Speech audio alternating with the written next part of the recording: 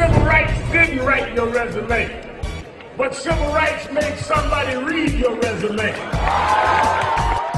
Your National Action Network banner. That's one thing that I think is very important, is that the best thing you can do, the most appropriate and needed thing you can do during Black History Month is not only study Black history, but then continue Black history. You need to study, but you also need to make some. And a lot, I've in my journey met folk that knew more about what we did than what we are doing. And some people become the custodians of great information, but never implementation. Same thing in the church. You got folk that talk about what God did rather than what God does.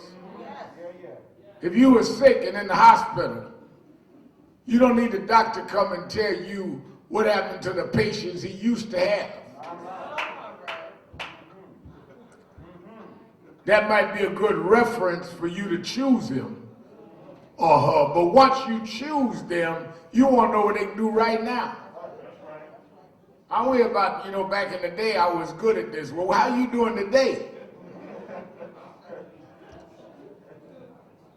And you cannot celebrate Black history by making mockery in the Black present.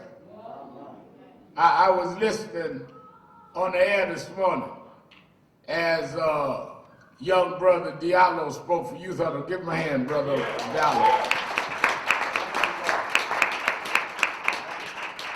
And as he was recounting it, one sentence he said got me thinking.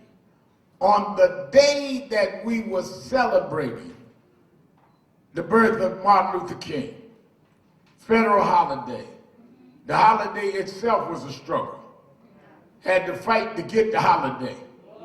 On that day that we were fighting, young brother Diallo said that evening, some young Black men decided to violate a Black woman here in Harlem. Think about that now. Everything closed. Banks closed, schools closed, state office, federal offices, courthouse, everything closed to celebrate a Black man that never held public office. But young Black men see it as no aversion to on that day to violate a sister in the neighborhood. Which means that we got the holiday, but we're not translating the information of the Spirit in our community. That is why it was important that Huddle and others march on that day. Because the day doesn't mean anything if you don't condemn those that mock what it's all about. Ain't nothing worse than people run up and down the community with a Malcolm X hat on selling dope.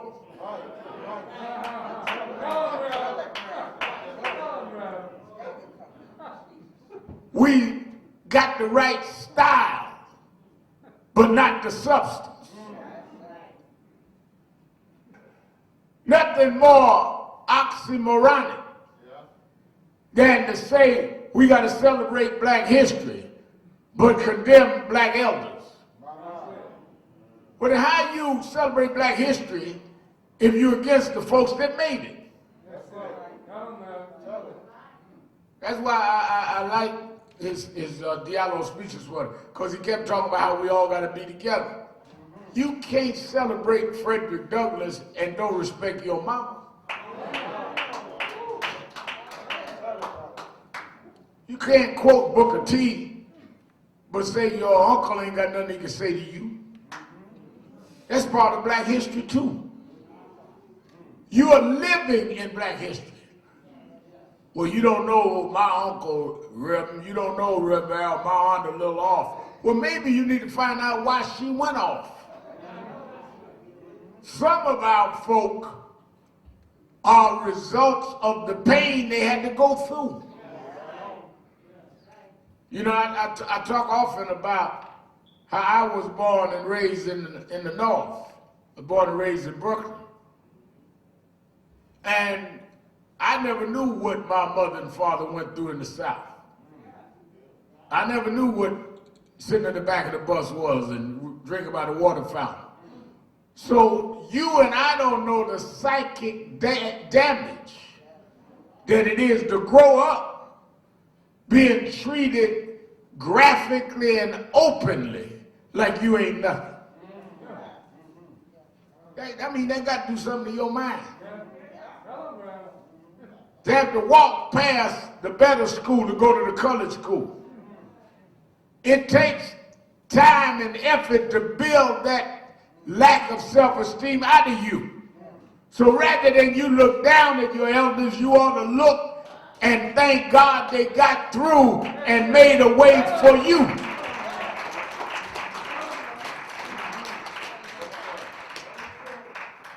You're looking down on what lifted you up. Let's welcome our Family Impact Television watching us.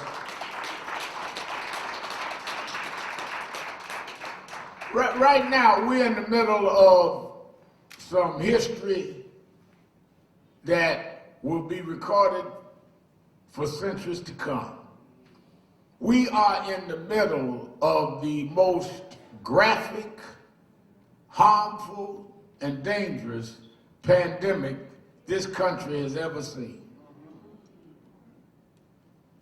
200-300 years from now, they will be talking about the pandemic of 2020 and 21.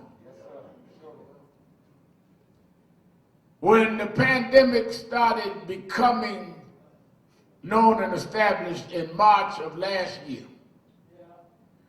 everybody felt it would be over in a matter of days, if not weeks. We are now at the end of the first week in February of the following year, and we're still in the grips of a pandemic. No one thought that the most sophisticated, the most powerful, the wealthiest country in the world could be shut down for a year. But it was. Sometimes you think that you're beyond the reach of gravity. But things happen that will bring you back down to the ground. You can break statutory laws, but you can't break the laws of nature. You go home, get an argument with somebody in your family, you can break a glass,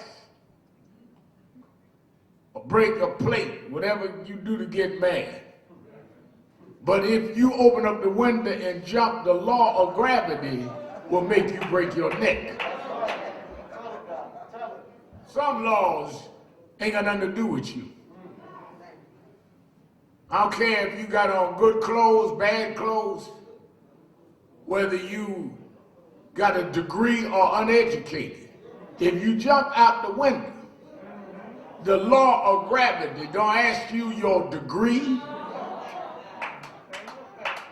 your pedigree, your lineage. The law of gravity takes over and brings you down. But that is what has happened to this nation with the pandemic.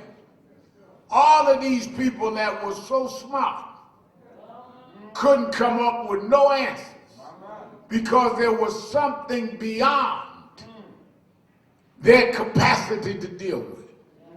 Now, the ones that suffered disproportionately was us. Why? Because we were already in a disproportionate environment. We lived in communities that had no health care or little health care. We were the disproportionate amount of essential workers. So we had to go to work while others could sit home. They talk about don't go to work from the home virtually. Well, for those that lived in deserts, where broadband deserts, where you couldn't get Wi-Fi. Some of y'all live in buildings where Wi-Fi is not available. So how you going virtual if you can't get a connection? They tell the kids, well, don't go to school, learn and do your lessons virtually. Well, that's the assumption that they live where they can go online. All that we had been raising before the pandemic, all that we've been rallying around and marching, became front and center because the pandemic snatched the veil off of the racial inequality in this country. Pandemic didn't cause it, it exposed it.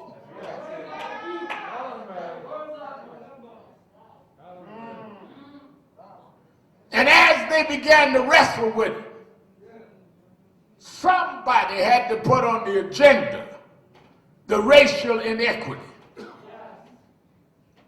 When we started raising that, they said we were being divisive. No, we were raising the issues of the divisiveness.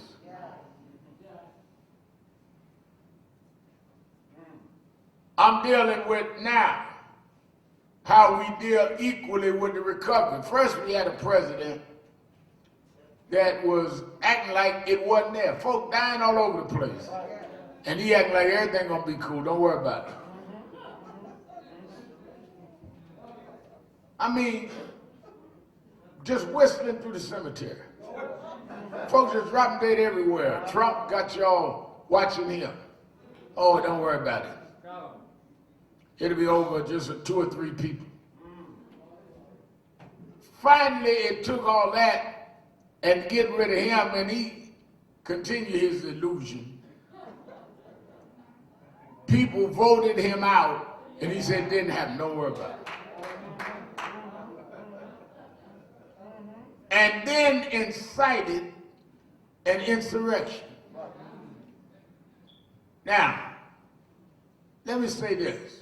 This week coming, I'm going to have some of the members of the Senate and the Congress on Politics Nation this evening. And make sure y'all watch MSNBC at 5. And then tomorrow, they have out this movie, One Night in Miami.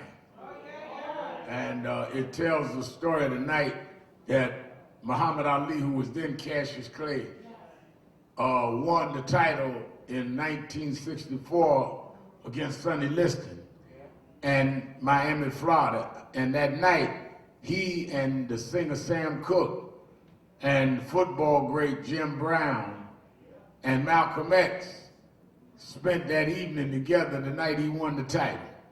So I got tomorrow night, the only one still alive, well, I guess it's gonna be Jim Brown. Because I want to talk to him about what really happened that night, and it's Super Bowl Sunday tomorrow. I know that some of y'all don't watch Super Bowl, and I know that Tony Hardy sleeps through half the Super Bowl. He make it to about halftime, and that's about it. But my drummer and Tyrone, they get them little cupcakes, and y'all watch the Super Bowl.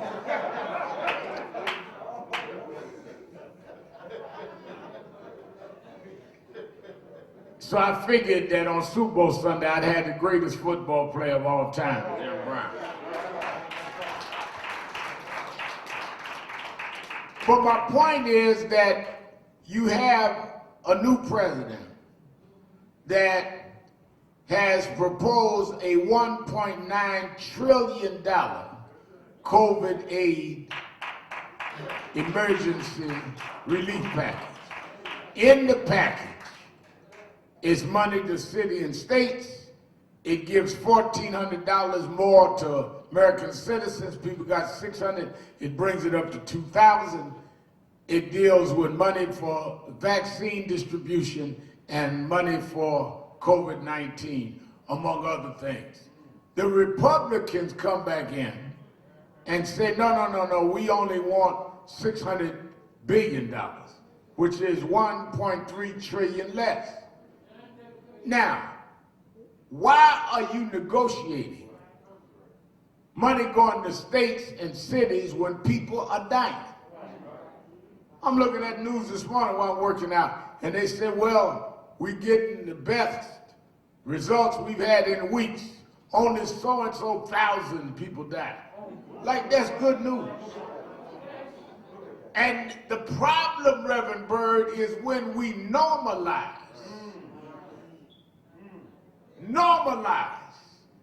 people dying in mass.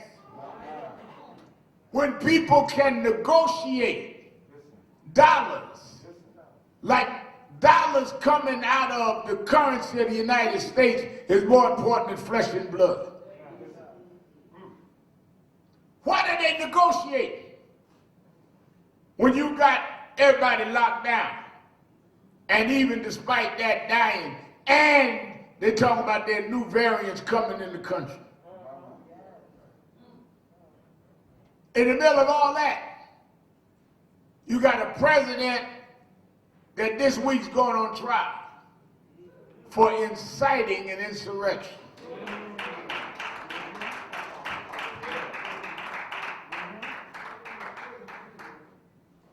One of the things I think people miss is that there was a military coup d'etat in Myanmar last week. The generals and the military said, we don't care y'all had an election, we are going to run the government. And the whole world is denouncing what's going on in Myanmar. Well, what is the difference if they were able to take the capital? It wasn't military, but civilians under the inspiration and inciting of the commander-in-chief of the military, then the president. Because they went on the day that they were to certify the Electoral College vote. Don't act like they just had a riot and folk just got mad. They went on the day that the Electoral College would hand in the vote and the Congress certify the election. They were there to stop the certification of the election, which means it was an attempted coup d'etat. Ain't no difference. If you're stopping due process, if you're stopping the selection and election of people for government, then that is a coup. And that's what he's going on trial for. And the Republicans saying, well, you can't try him because he's no longer president. First of all, he was impeached while he was president. I want y'all to get this in the barbershop. He was president when the House of Representatives voted for him to be impeached. The trial is happening after he's over. Let me put it to you where we understand it. If you commit a crime in December and the judge tells you you go on trial in March, your defense can't be, I didn't commit a trial, the crime in March, I did it in December. No. This is your trial date. Your crime was in December. Don't get confused with his trial date with his crime. His crime was committed and charged while he was president.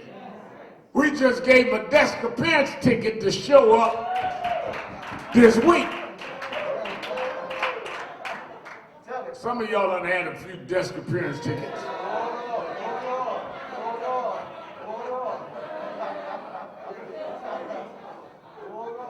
I mean, they arguing this like it make good sense. Well, he ain't the president no more. That ain't got nothing to do with the crime. 5 people dead. 5. One of them they had laid at stake in the Capitol this week. 5 families broken up. Why? Because the president said, come to Washington. They would not have been the level of participation and the venom had Trump not endorsed it, supported it, and promoted it. And at the rally, told him we're going to march to the Capitol. He called the march. Same time, show y'all where we at now in this Black History Month. You got the pandemic I started with, then you go to Trump's trial, then you got a elected woman from Georgia in the Congress that called for the lynching of Barack Obama.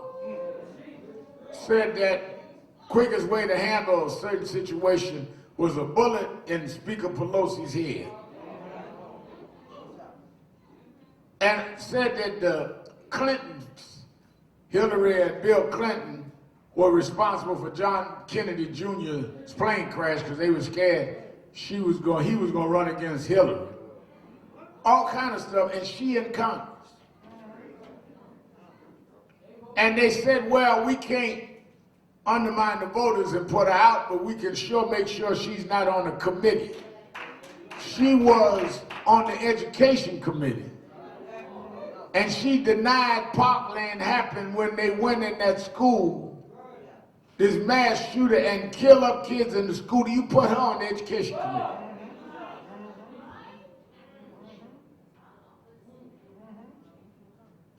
And the Republicans meet with her and refuse to take off the committee. That's why I tell y'all, all this now is instructive for y'all. That's why I tell y'all, that's why I say, young brother Diallo, they be telling y'all that I be dealing old school. That's why I tell y'all, be careful what you say. Because a lot of folk couldn't criticize her this week because y'all been shooting off at the mouth saying dumb stuff yourself.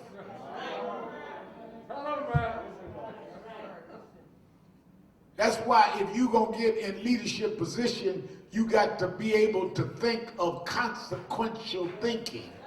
Saying, I better not say this because it robs me of the moral authority to call other people out because I done said some ignorant stuff myself. Well, you got to understand, Reverend, we just got mad. Yeah, that's what the woman that slashed your husband said too. She just got mad.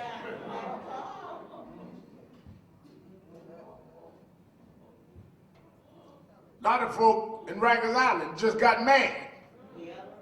Don't put yourself in position if you can't handle it.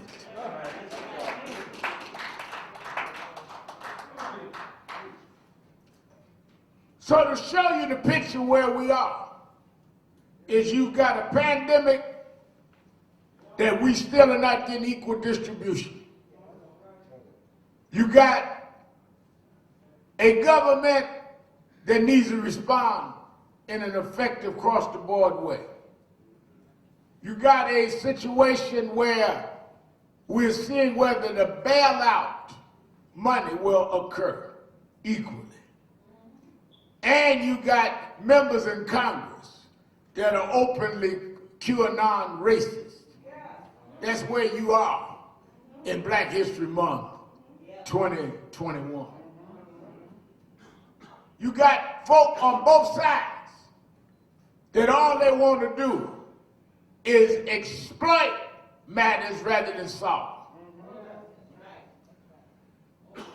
I heard him talking earlier in this broadcast about the vaccine and all. A lot of us is skeptical about vaccines based on history. But a lot of us have said, but it's new development, blacks are involved in making the vaccine, we're going to take it. Well, that's up to you. But don't condemn folk for taking it, if that's what they choose to do. Just like ain't nobody condemning you if you don't want to take it. God said to me, well, we're mad, you know, it's a conspiracy to kill black folk. Then why are all the white folk online?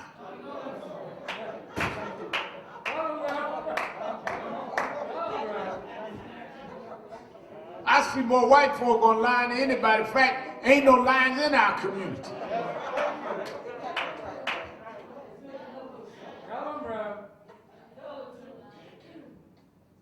So maybe the conspiracy is to put out an old conspiracy so they get all the vaccine and we don't get none. I mean, I can spin a conspiracy too. Maybe you working to keep us from getting the vaccine so they live and we die. How you like that as a conspiracy? In the middle of trauma, thinking up your best spooky story is not an answer. Don't spook folk, help deliver folk.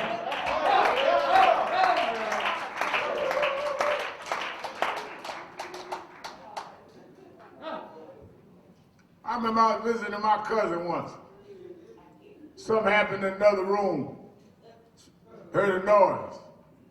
I said, what was that? Spirits in here. I said, what spirit? Don't move. You heard that. Some spirits in here. About 5 minutes later, a cat came across it. I said, there wasn't no spirit. That was that cat in the other room. Some of y'all are not spiritual. Some of y'all are just spooky.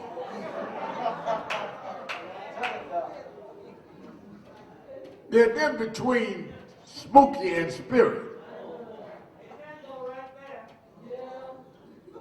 Now, one of the things, Reverend Bird, that I want to address during Black History Month, because all of this can only be answered. The three things I've dealt with, the pandemic, the COVID-19 relief, and our dealing with these bigots and racists in power. The strength that black folks had in black history started in the black church.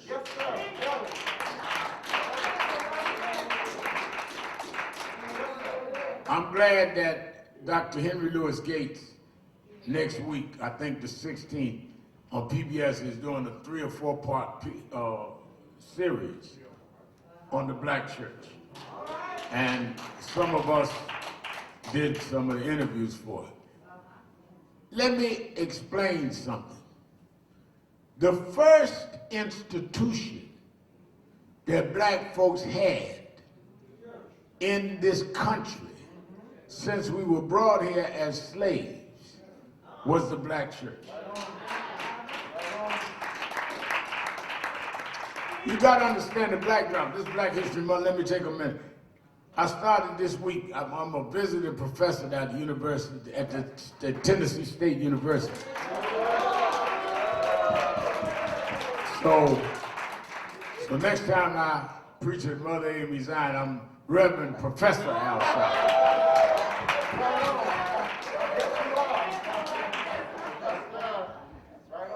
And one of the things I was telling the students is that you must understand, if you study American history, we were brought here, enslaved here in 1619, all right? They didn't establish the government here until 1776. Herman Francis referred to 4th of July. 4th of July, their Declaration of Independence wasn't until 1776, which means that we were enslaved before they even established the government.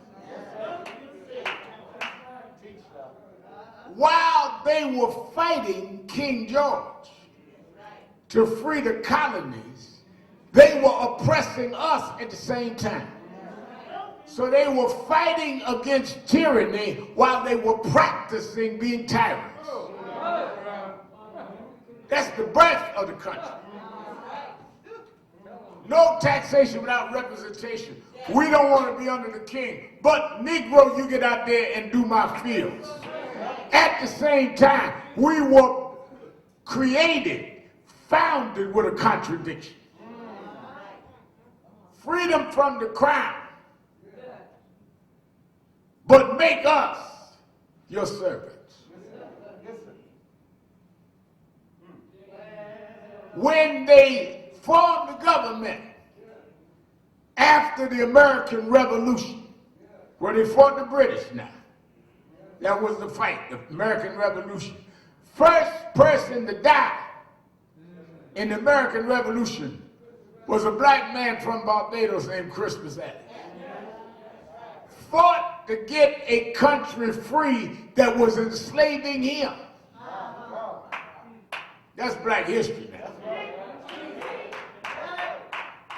And when they formed the government, the men that sat there and wrote the Constitution owned slaves.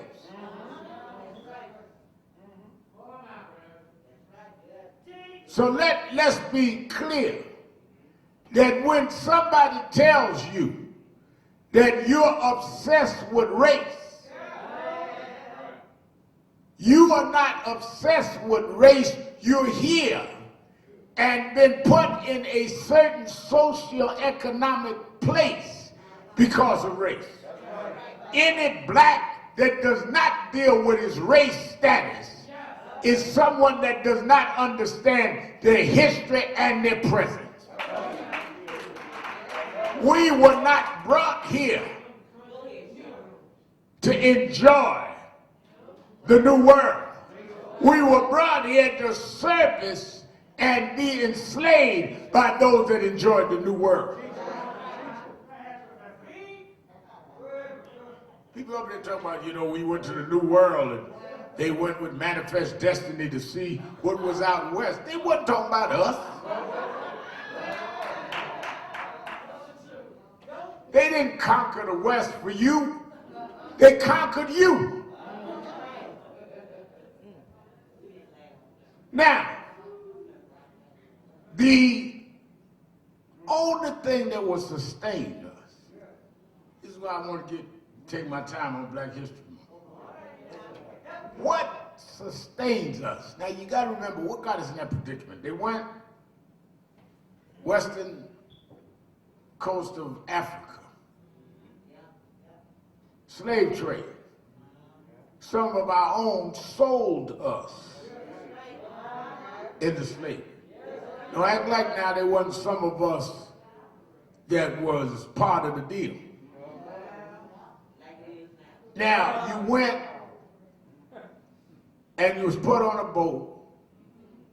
Those that survived the torrential seas and the maladies went from being whatever you was in the village in Africa to being a servant not being paid with no rights in America. Just the psychological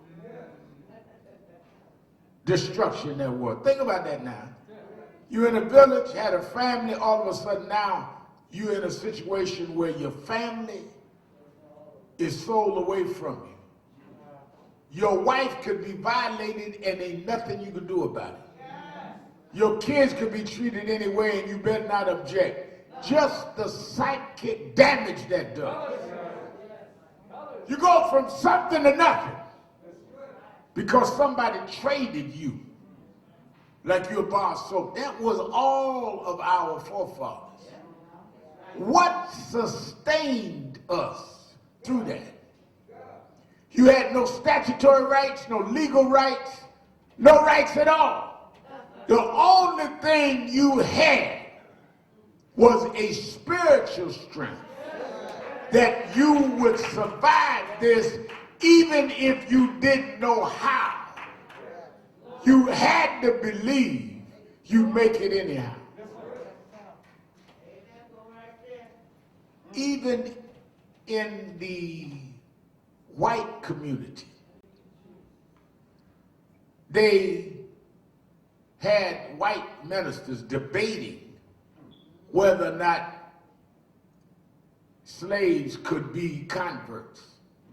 There was the debate in Virginia.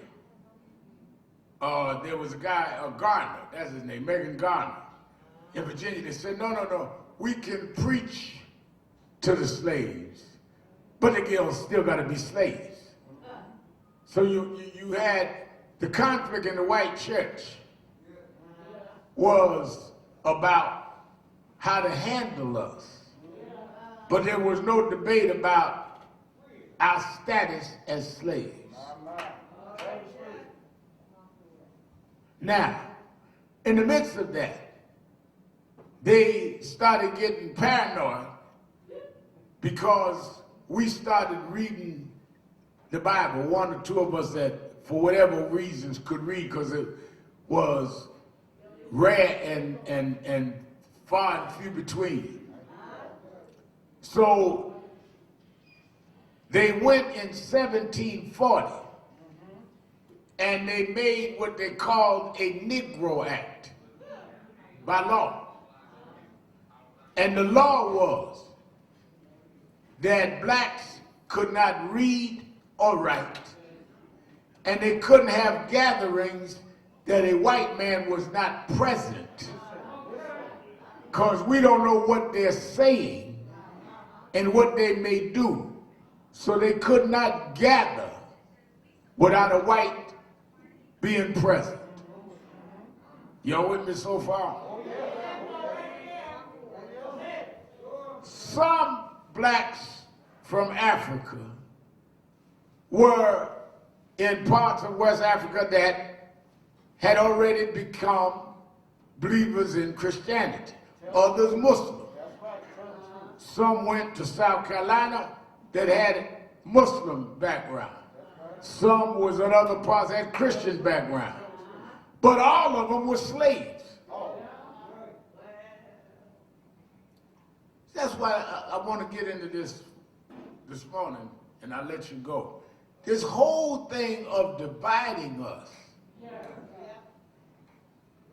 is a tool of those that want to keep us enslaved. There is the divisive rhetoric that Christianity is a white man's religion.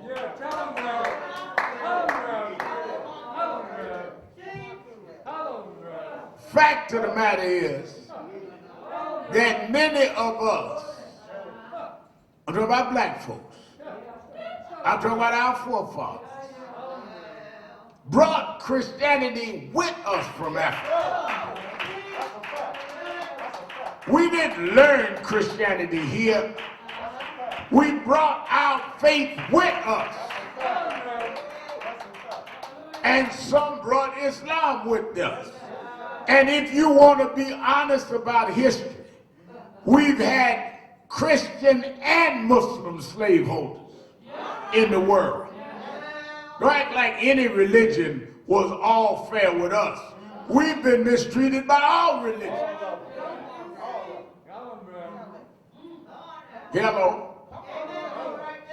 I don't want a slave master to say hallelujah or assalamu alaikum.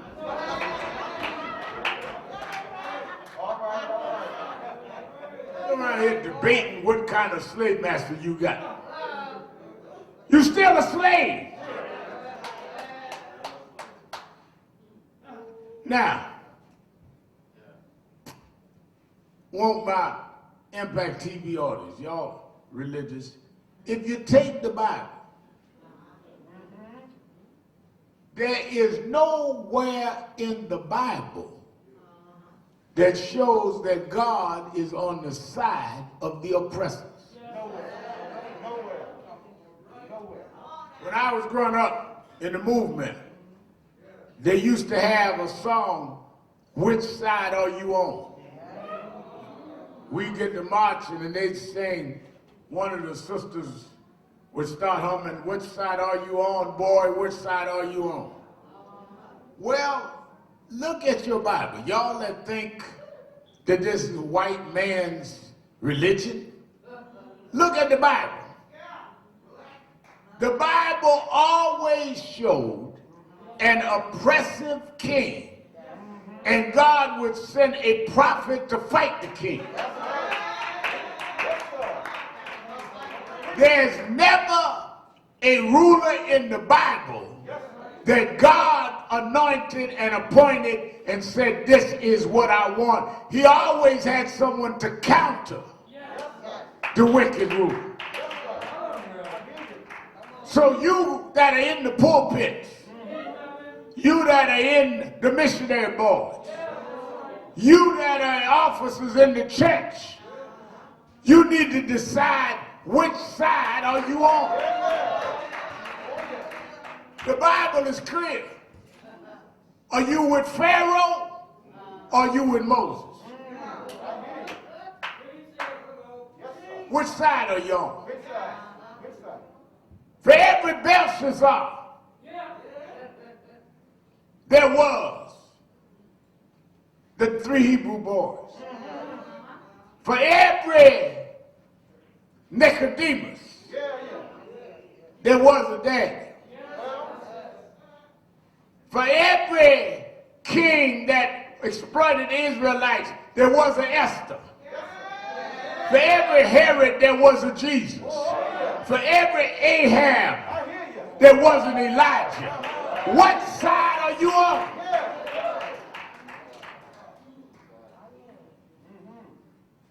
It's the Christian thing. It's in the book that if you got an oppressive ruler, God sends some to organize his people against that rule. So that's why when I stand up to a Trump, it's not that Sharpton is dealing with worldly things. I'm dealing with what the Bible tells me to do.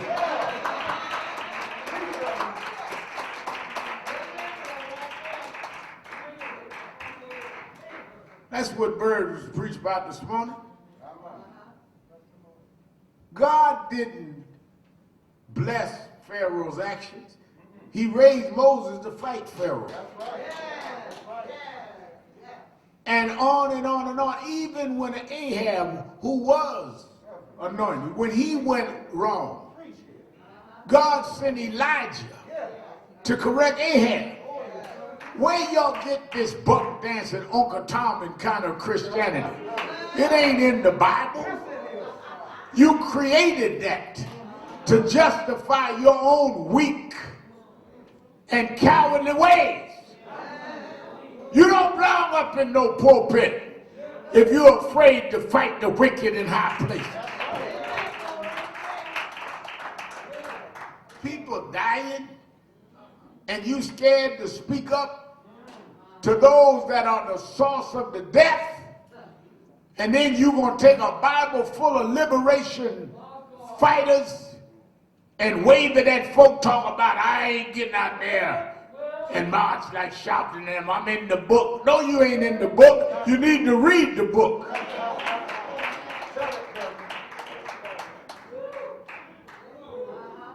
If Moses could march the folks to the Red Sea, and God opened up the Red Sea, if Joshua could march them to the Jordan, and God opened up the Jordan, then we can march them to Washington, and God opened up the polls and bring down Donald Trump and bring in a black woman as the vice president. I'm in the book.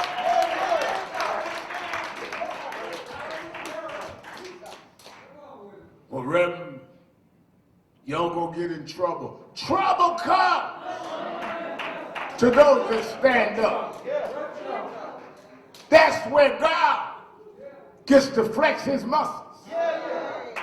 God can't show you how strong he is unless it gets beyond your comfort zone. Unless you feel there's trouble, Brother Peyton. God can take trouble and show you how strong he is. What you mean, Reverend Al? We at the banks of the Red Sea. We in trouble, God. We can't swim. Folks is turning on us. Folks that brought him out here to die. That's where God flexes his muscles and show I can back the water up. Same thing in the Jordan. We're in trouble, God. What happened? We stood up to Nebuchadnezzar. Wouldn't bow to his music. Put us in the fiery furnace. Say gonna heat it up 7 times hotter than ever before. Well, what side are you on, Shadrach? What side are you on, Abednego? What side are you on, Meshach? I'm on the Lord's side. Well, don't worry about trouble. God is in the trouble management business. But they're going to put us in the fiery furnace. Just walk on in there knowing what side you on. And when they walked in there, they found out they wasn't by themselves. If God send you, he won't leave you alone. And Nebuchadnezzar looked at the furnace and said, I thought we put 3 in there. But I'm counting 4. And the 4th one was the Son of God. God will be with you in the flames if you choose what side you are.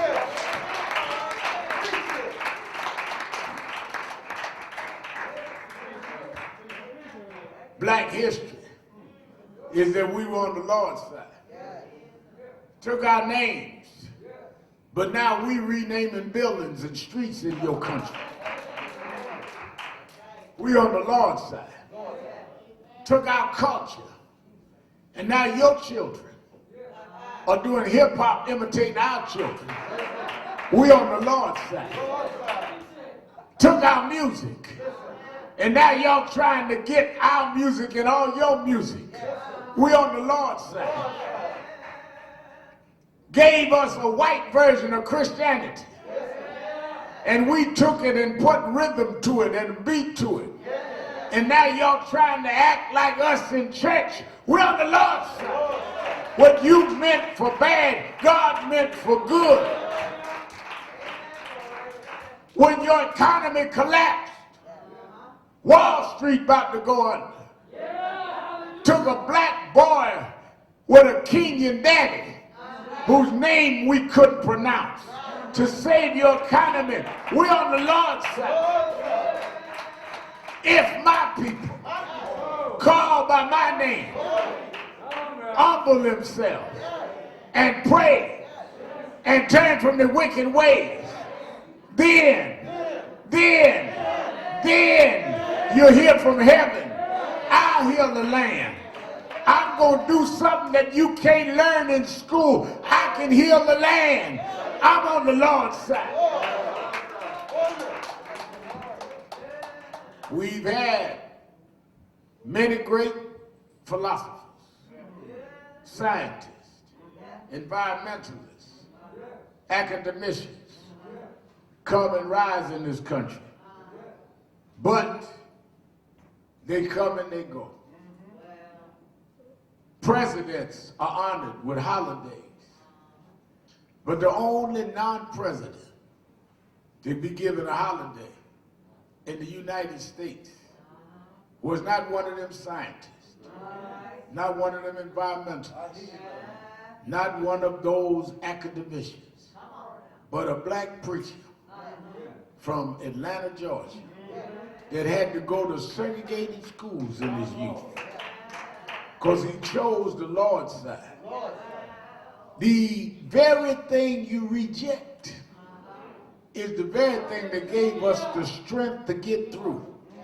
Because the only thing that strengthened us, having been robbed of all of our dignity and heritage, was they couldn't break and sever our spiritual tie to God. So when folk be telling you all that is the white man stuff, you're giving the white man something that he did not have and couldn't have. White man did not control our spirituality. When we got on our knees, whether it was in Africa or on the ships being coming over here or on the plantations, we were not praying to the white man. We was praying to a God that we knew that he would hear our cry. And we knew if we were on his side, he'd make a way for us and break the bonds of slavery. Don't let them run you away from what sustained you in the first place. The danger is they will raise up a crew that will try and destroy the very thing that gave us strength. Ain't no accident that they take shots at the black church, because they didn't control that. Everything else they can take credit for. They can't take credit for the black church. They can take credit for all the stuff y'all got, but they can't take credit for AME Zion. They can't take credit for AME. They can't take credit for the Church of God in Christ. They can't take credit for the Baptist Church. We did that on our own.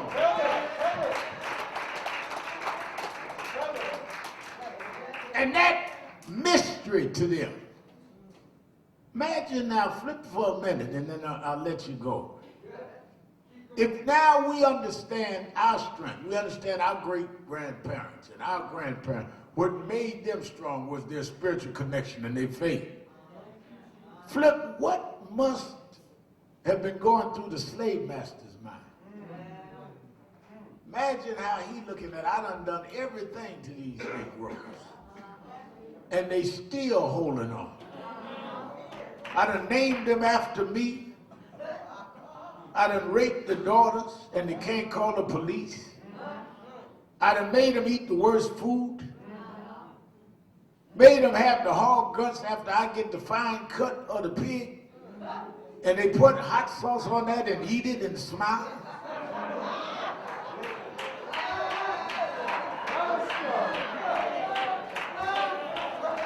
I mean, what is it about these folks?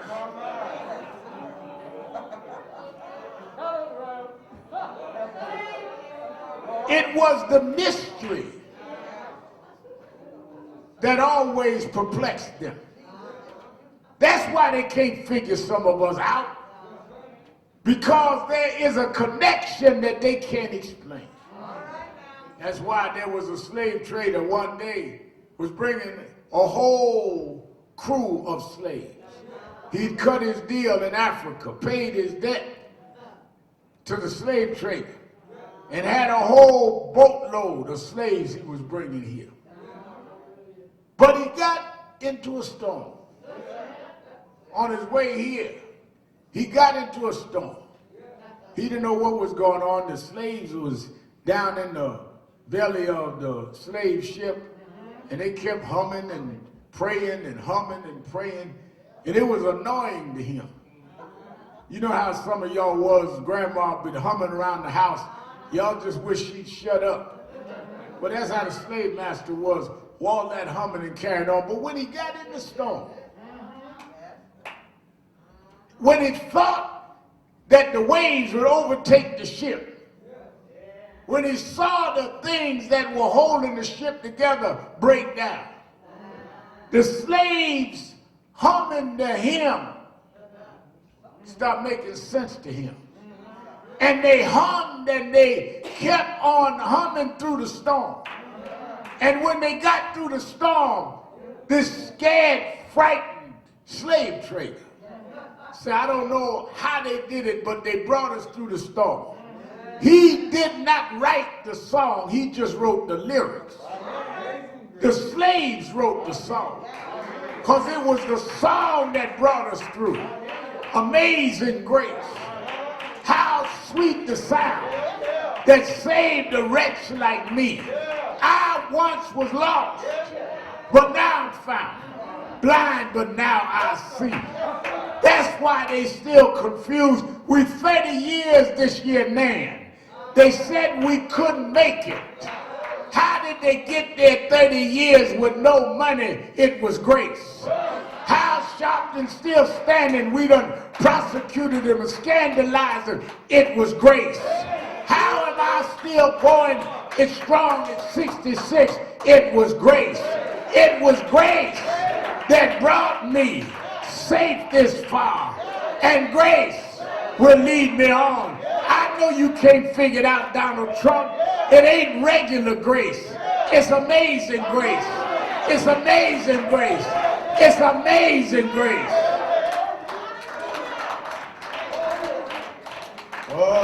Amazing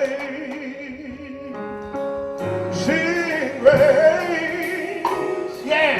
How sweet the sound that saved the wretch like me.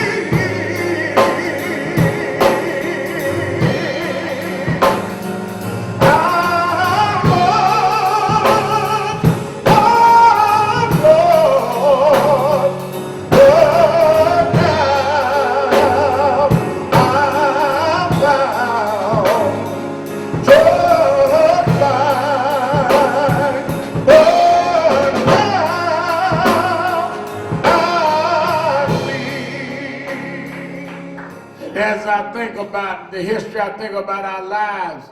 Life is not just a coast where it just goes every day. You go through ups and downs.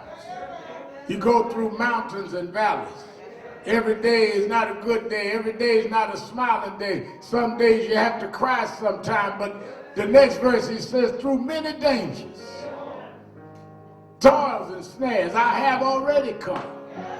It was grace that brought me safe this far. I don't know when the pandemic will end, but it was grace that brought me safe this far, and grace will lead me on. Through many days, just toil and snare, I have already,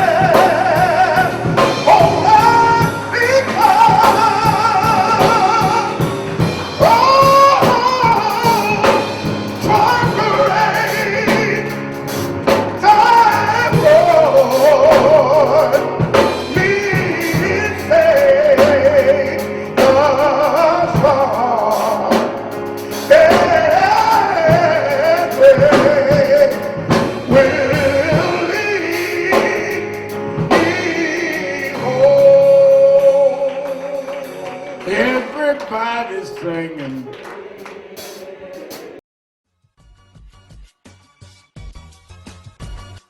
Civil rights didn't write your resume, but civil rights made somebody read your resume.